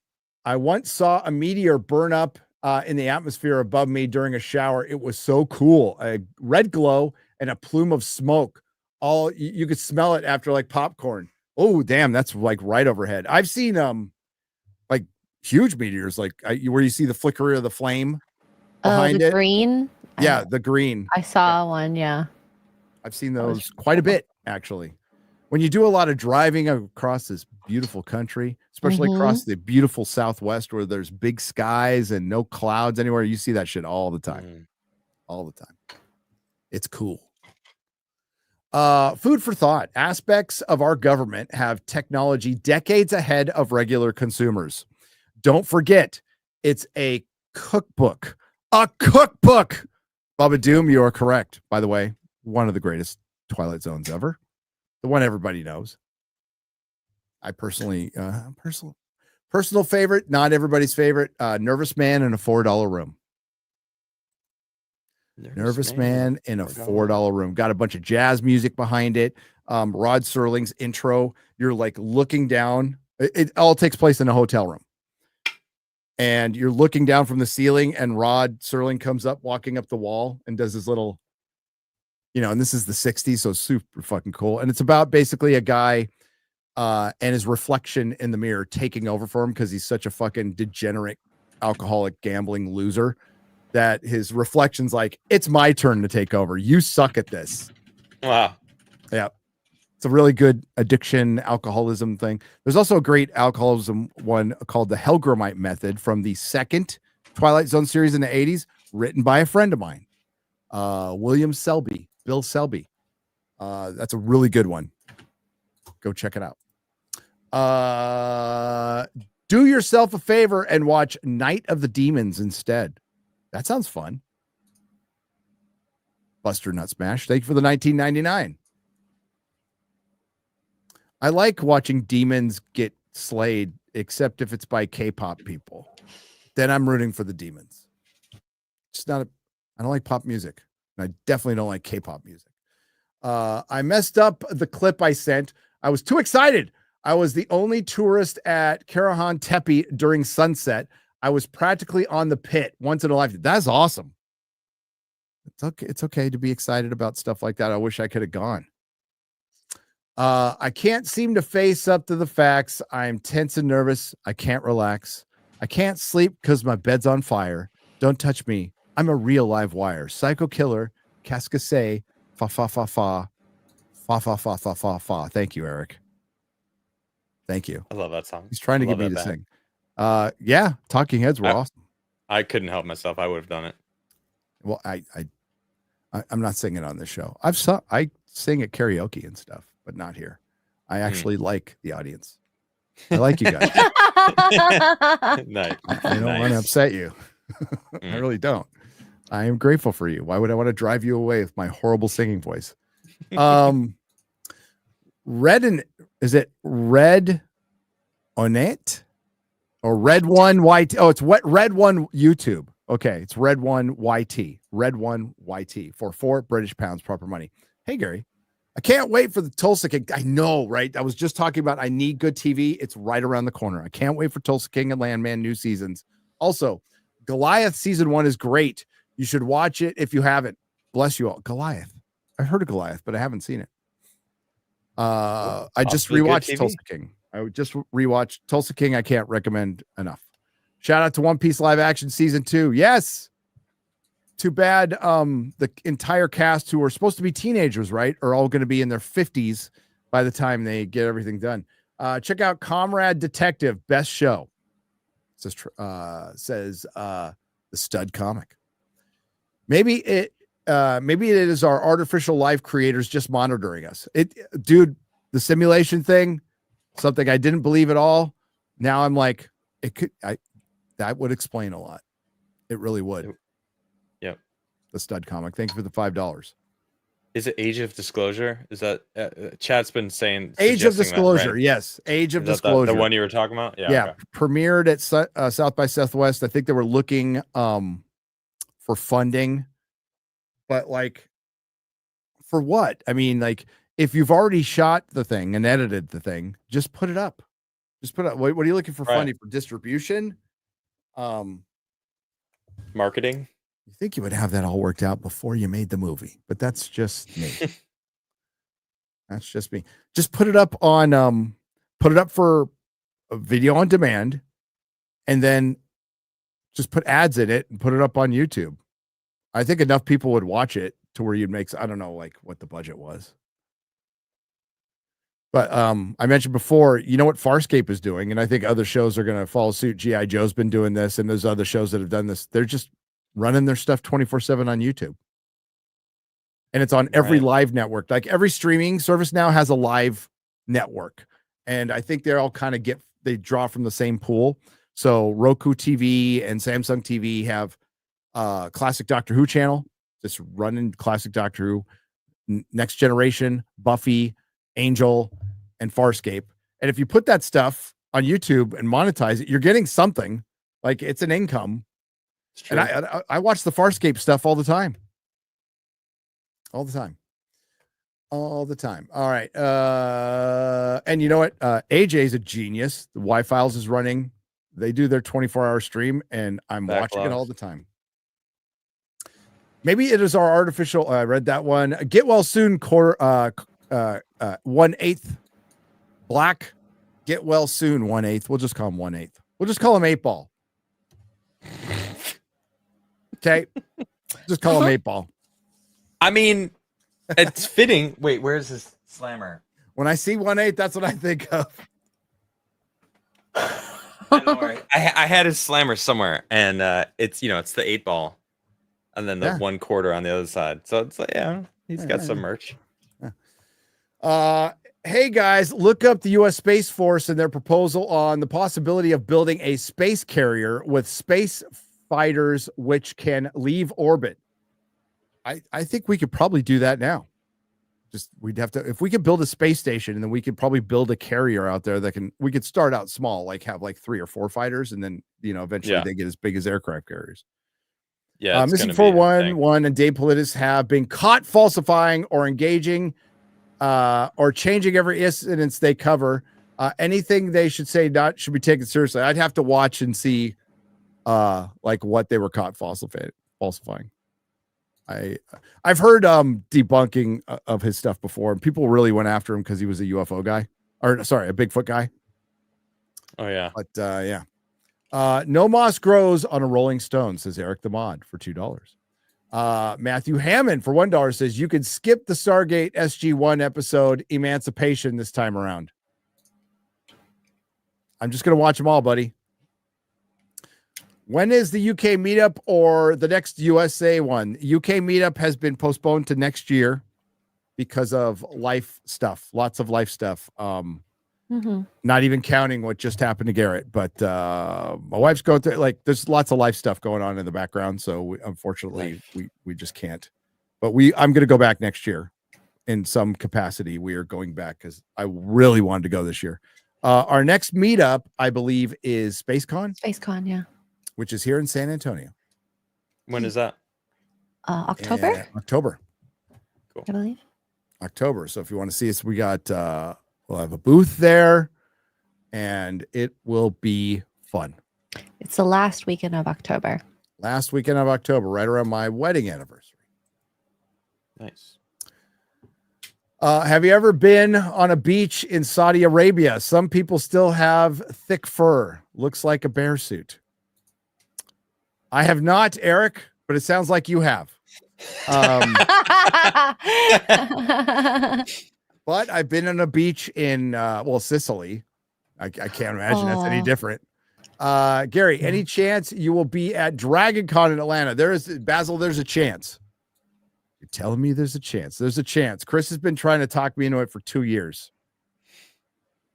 The Stud Comic for $5 with some great information. Nervous Man in a $4 Room was scored by Jerry Goldsmith. Yes, a lot of Twilight Zones were scored by Jerry Goldsmith. I have a lot of those old soundtracks from back in the day. But yeah, hugely influential series on my life was the Twilight Zone. There's a great book by Mark Zickery. Mark Zickery, who's he wrote for Star Trek, DS9 in particular, Mark Zickery and other shows. He wrote the Twilight Zone Companion. I highly recommend it. It's an episode by episode guide and analyzation. It's been in print for 40 years now. It's a great book. North Korea abducted me. One of the most famous actresses in South Korea and her ex-husband director at separate times. They made them make movies and get married. She later escaped. I forgot if he did. Is that true, Eric? That sounds crazy. That sounds crazy. Okay. Abducting citizens is an act of war. It's kind of an act of war. Yeah. Especially if you keep them there that long. You know, granted, we've had 50 of our citizens abducted in the past by Iran. And depending who was president, that could have been an act of war, or you could have just had Jimmy Carter. And our helicopters ran into each other on the rescue effort. Those are dark times, man. Just remember, you think these are dark times? 70s were dark fucking times. Bubba Doom for $2 says the obsolete man is my favorite. Oh, that's a good one. Bubba Doom. We got to get Mahler to watch Twilight Zone. Who have you got Saturday in college football? Says Wicked Future ex-husband. State.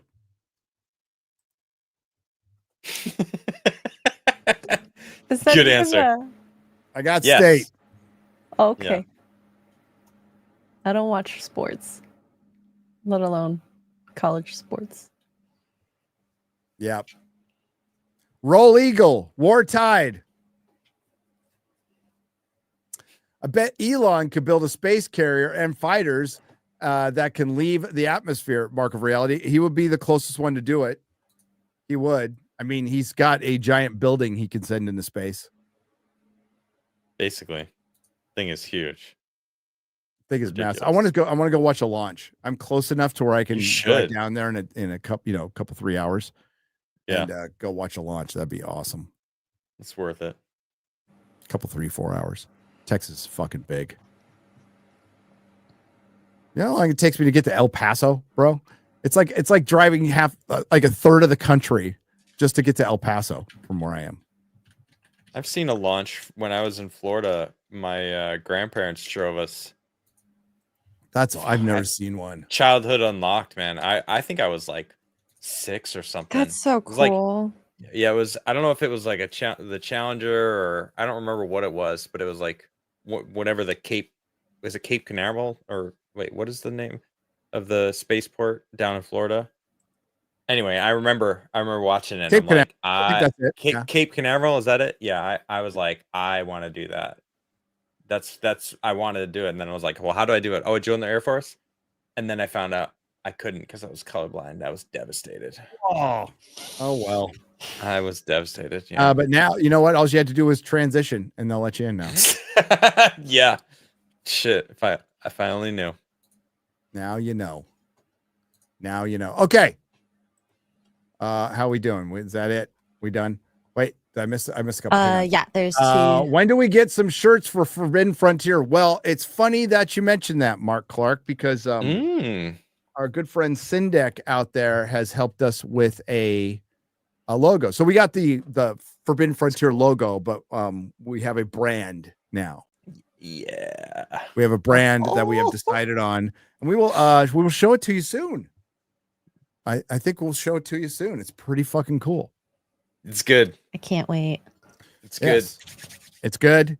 And it's good that you bring that up. We will because yeah, I think it, and I got it because it looks good. I think as a brand, and I think it looks good as a t-shirt. Yep. I'm gonna rock it kind of melds the two topics that we mainly talk about, right? Yep. I wanted to put some kind of symbolism in there, but like people would just go Masons, Illuminati. Yeah. So it's like somebody was commenting on the Deathly Hallows symbol on my hat. It's Harry Potter, guys. Not in this show. Not in this show. It was a comment in a video. I was like, it's fucking Harry Potter. So what powers will Dr. Doom have in Avengers? Asks this fat bitch. This fat bitch. It's great name. Sorry. Gobbledygook powers. They'll it'll be gobbledygook. Strange. What was Dr. Doom's powers? Dr. Doom is a fusion between. Well, he's science and magic. So he's a fusion of science and magic. And they kind of hinted towards that in fucking Ironheart of all things. So, yeah, he's got the power of Riz, says the chat. Yes. But it's a combination of science and magic. Okay. All right. What do you got coming up, Adam? I'm just trying to be there for my little man. We've been planning his first year birthday party. He turns 1 year on Friday, and it's just I'm just blown away that a year has gone by. I was talking to Nisha today about it. Like, it has been both the longest year of my life and the fastest year of my life, and I don't know how to describe it other than that. You know what I mean? Like, it feels like it's been so long, and I think that's the sleep deprivation, because it's been brutal. Especially lately, because he's been teething and he's just up all night. But yeah, man, I love him so much. He's just like my life. So that's what's going on. I mean, I got my channel, and then of course I got my meetup September 13th. If you're interested, and we got most of the panel that's going. So it's kind of like a little I'm mini feeling meetup. peer pressured right here. I was gonna say one of my best friends is gonna be coming as well now too. Who? Can you say? Yeah. Kara. Who's your best friend? Kara's coming. Kara's coming. Oh shit! I gotta make a new thumbnail. I gotta slap her head on behind yours. She'll be on your shoulder. Slap her head. Yeah, Easy. that's how I do it. She is like basically that small compared to me. Is she? Oh, snaps. Oh, that's great. Awesome. Come on, yeah. Gary. Yeah. Get that FOMO ready. I would love for you to come. You're always welcome. Mm-hmm. If you can. Of course. If I can, I got to, you know If you can. how If you can. YouTube life is. You got to Yeah. play it by Of ear. course.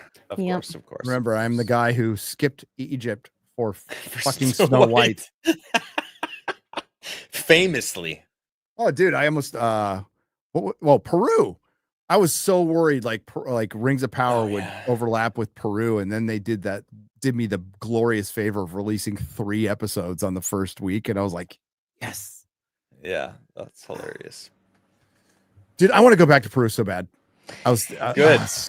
The 'Cause I food, wanna go. culture, The rocks. Yep. Did you see that video I posted in research that they're starting the excavation at Sexy Woman? Yep. Yeah, starting to dig. They're going to start Yeah. seeing how far down the wall actually goes. Yeah, They're already about a like, foot, and it's how in still the- going. Damn. For one, you could that's the one thing we noticed, and I don't know if we got a solid answer because we did ask. We go, it clearly goes deeper, right? Right. So if it goes down, okay, just theoretically, Blue-Eyed Scorpio, I'd be happy to take you to Peru. Say it goes down meters. Say there's 2 more rows of those rocks. Let's be Two what if more. there's 2 more? At what point do you go, was this buried or is this natural sediment? Right. And how long does that take for it to? And how long does that take? Because we have that Build up situation that in Easter much. Island too. Right. We're like, well, obviously they buried them. Well, they didn't bury the ones that were crooked. Like that, Robert Schoch, and I, who would I be to disagree with a geologist, thinks that it's sediment. So I think it's fucking crazy that they've never done that. I mean, I understand preserving it, but you're just digging a hole to the side. And if you hit a rock on the way down, then you stop. Then you go, okay. And then you back up a little bit and dig another fucking hole. Mhm. Yeah. That whole area is flattened out, by the way. So if you go there, I mean, that is flattened out by people. So there's terraces and it's all leveled out. And then there's the fucking terraces all over the mountain, which aren't even from the pre-Inca people. Those were actually Incas who did that, or at least took part in it. They might not have started it.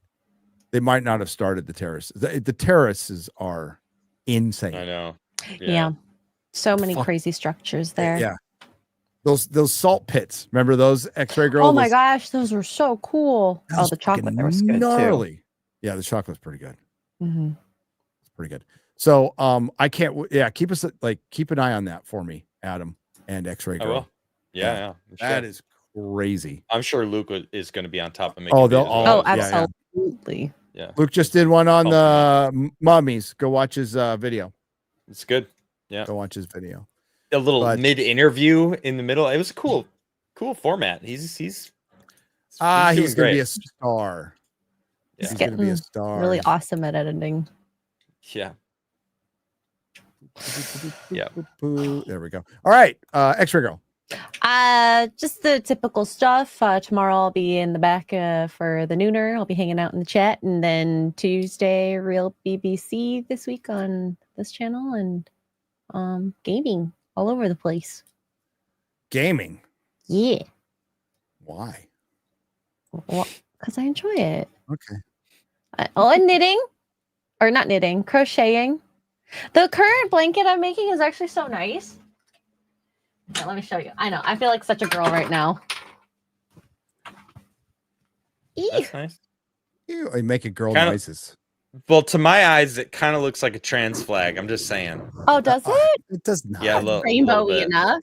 No. Well, the trans flag is like purple, you're white, and blue. You're colorblind. That was like black and white. To my eyes, purple, to my white, eyes, and gray. So like I'm just saying.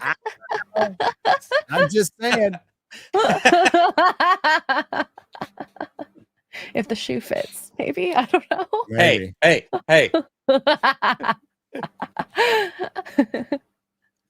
It's a colorblind trans flag. Yeah, exactly. Yes.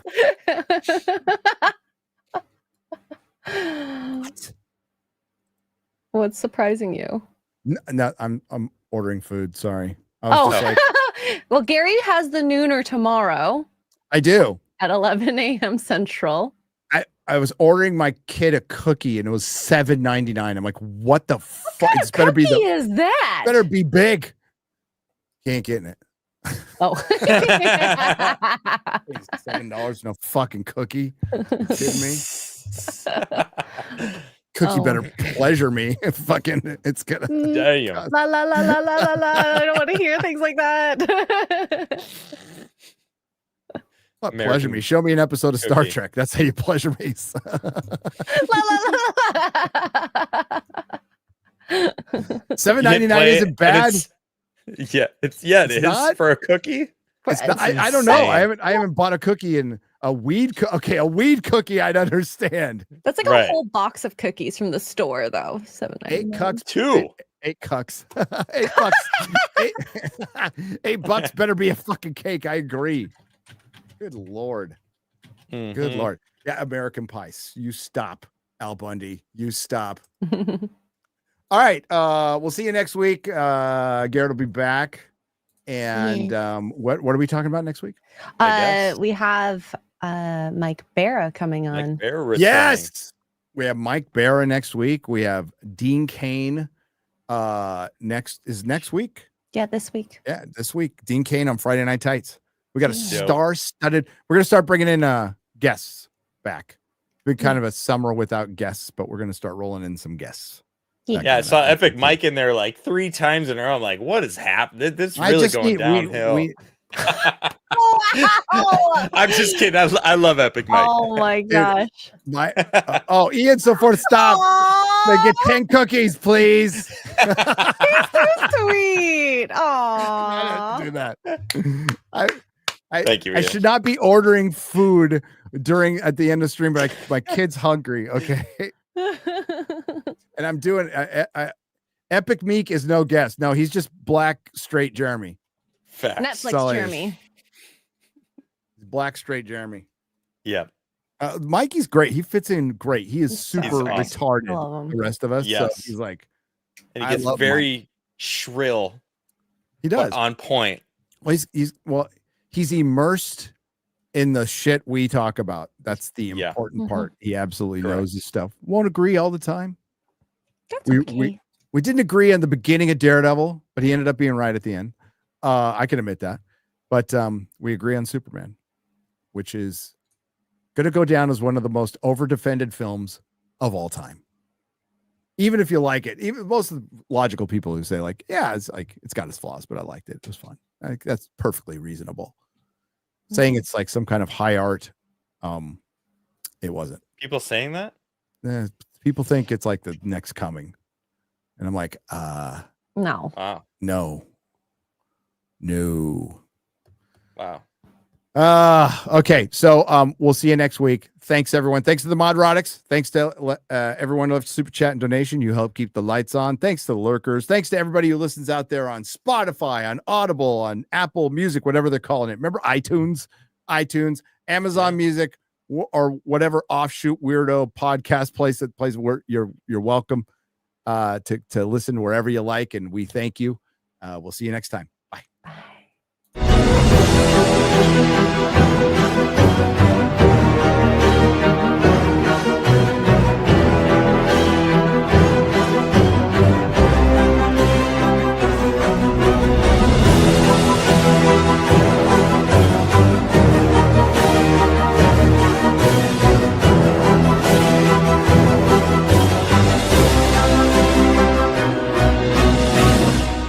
Welcome to the Forbidden Frontier.